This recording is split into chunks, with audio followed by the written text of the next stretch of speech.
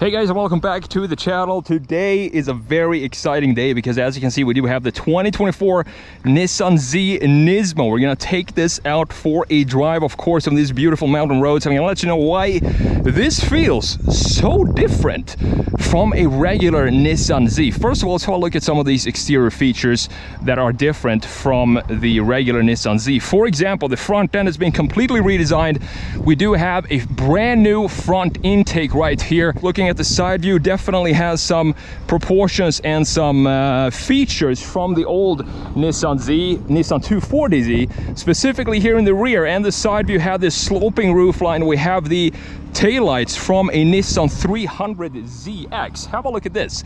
Looks like a complete modernization of the 300ZX taillights. Looking great. I love pretty much everything about this design. I think it's a beautiful car, and you have the Nissan badges pretty much all over this car. The wheels and tires also different for the Z Nismo. You have a 19-inch forged ray wheels in black. Normally I'm not a huge fan of black wheels, but in this case I do think the black wheels with this race car inspired look looks absolutely fantastic on this car. 255s in the front, 6 piston brakes, 285s in the rear end. Another detail I love is this. I don't know if you can see it, but you have this shape in the hood. This is also a throwback to the 240Z. Let's pop the hood and let's see what we have powering this beautiful 2024 Nissan Z Nismo. So under the hood, we have a 3-liter twin turbocharged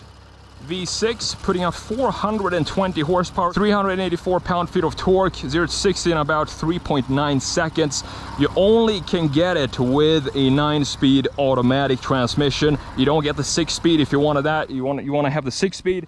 You're gonna have to go with a non-Nismo, but this 9-speed transmission is a joy. Again, this is all about fun to drive, and even if it is a automatic, it is very quick, snappy gears. You have the crackling in the exhaust notes on the downshift, so it feels very good to drive this, even though of course it is an automatic. It's not a bad thing in this case. Top speed 155 miles per hour, and the price for this one, that's where it gets a little interesting, because this costs $65,000, which is a lot of money. You can get a lot of different cars for $65,000. We can, by the way, check out the trunk before we go for a drive here and check out the interior. Open it by pressing a button underneath this Nissan logo. Open this up. You have a pretty decent trunk space back here. It's weird that this part doesn't open up. It's only the top part, and this is what it looks like inside. Not really much to talk about here. First aid kit, cargo net if you're ever gonna need that. So let's close it back down and let's jump in and have a look at this interior while we take this for a drive. We can give you an overview first.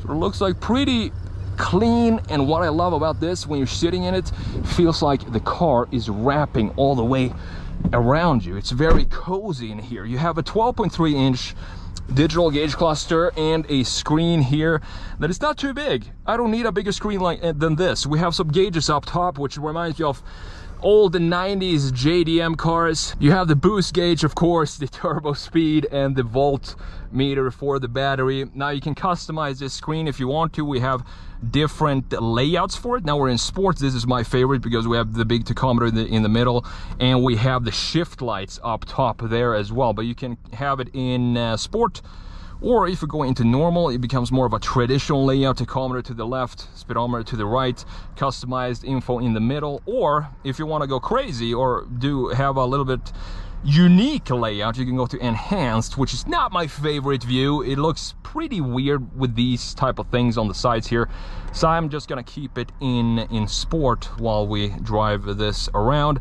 As I said, pretty decent integration of the infotainment screen here. It doesn't have anything that sticks up, and it doesn't feel like a screen is glued onto the dash here, because that would, by the way, cover up these beautiful gauges up top. This is what I want to see. This interior is perfect for me. You have the physical dials for the climate control settings, the fan speed, and so on. Let's turn the AC on because it's getting pretty hot in here. The temp dial here, where you want the air to blow out from. You have no wireless charger, and that's something that I definitely want to have for $65,000. I definitely want to have a wireless charger here. USB-C, normal USB port, start button, drive modes. let's check this out. We're in Sport Plus now. You have Sport and Standard. We're obviously gonna keep it in Sport Plus. I mean, if you're buying a Nissan Z Nismo, I wouldn't mind if we only have a Sport Plus mode. It's actually pretty harsh in Standard. The suspension is different from the normal Z here. It's pretty harsh in Standard as well, but it's definitely a race car feel when you have it in Sport Plus. Gear selector down here, putting into reverse, not gonna be the best backup camera here. It's very, very grainy, but I still don't care because this car is all about the driving experience. And look at this, we have a classic old e-brake here. I love to see stuff like this in modern cars. I just feel like we have too much tech in new cars. One cup holder here, opening the trunk with this button, and you have a second cup holder hiding behind this armrest. You can open up the armrest. You have a little bit of storage back here. Now look at these seats, Nismo Recaro, looking fantastic. So with that said, let's talk more about this interior because I just want to go and take this for a drive. So let's put it into drive. Let's start in automatic. And I have the windows cracked a little bit so you can hopefully hear some of this beautiful engine noise that we have here. It's a lot of traffic today because it is a Saturday morning, so gotta keep that in mind.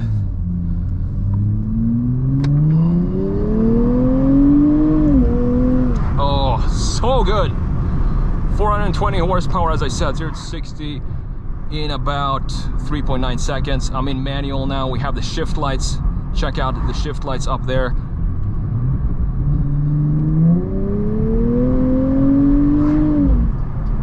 It just sounds so good, this car. Nissan knows how to dial in their V6 noises. It just makes the whole car vibrate, and the shifts are perfect as well. Very quick upshifts and downshifts as well. You have the crackling on some of the downshifts, which adds to this dramatic feel of this car. And we have 6 piston brakes up front, so the stopping power is phenomenal as well. We have no one behind us. Let's just floor the brakes here. Let me show you. Put it in automatic first of all. So we're going in 40 here, and let's slam the brakes. And there you have it. Pretty substantial stopping power with these big brakes that we have on this car. We can also do a 0 to 60 here after this cycle so it doesn't yell at me.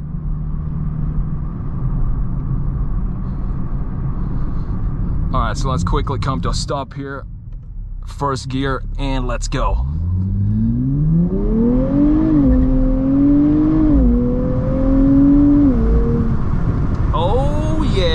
This is a phenomenal car to drive. It's one of these cars that you will never get bored of driving. Let's turn the windows up because I'm not sure if you can actually hear what I'm saying. Down to third.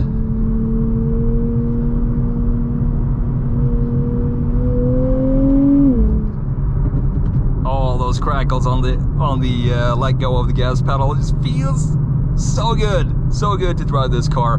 And the thing is, as I said, it feels, I had the Nissan Z then the regular Z with 400 horsepower, different suspension, not the non-Nismo version. I had that for a week when it first came out, and I thought with the manual, I love the manual transmission. I actually do wish that we could have this with the manual transmission, because I think it would add to the driving experience, even though the automatic feels like it's perfectly suited for this car, and it just pulls. But the thing is, this feels way more raw than the normal Z. It feels like a completely different car. It also sounds like a completely different car. It feels almost like I drove a Huracan Evo, and this feels almost like a mini version of the Huracan Evo. It's that raw, specifically in Sport Plus. The only difference I feel when you're putting it into standard is that when you have it in automatic, it doesn't rev as high as when you have it in Sport Plus. Down to second. This one is tested is about $68,000, and $1,400 of that is just the paint, which I don't think it's a cool looking paint. I just don't think that I would pay $1,400 for this specific paint. I would just pick a base paint job. Oh, but these noises that we have here. Let's go down to second gear and let's go.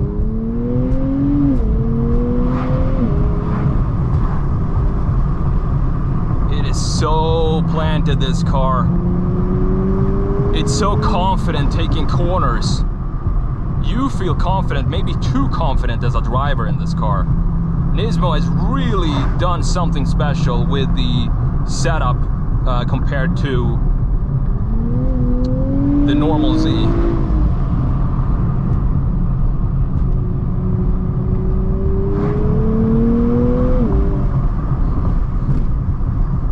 This is a Mercedes sourced 9-speed automatic. Both the upshifts and the downshifts. Very quick and very enjoyable to use the paddles on this car.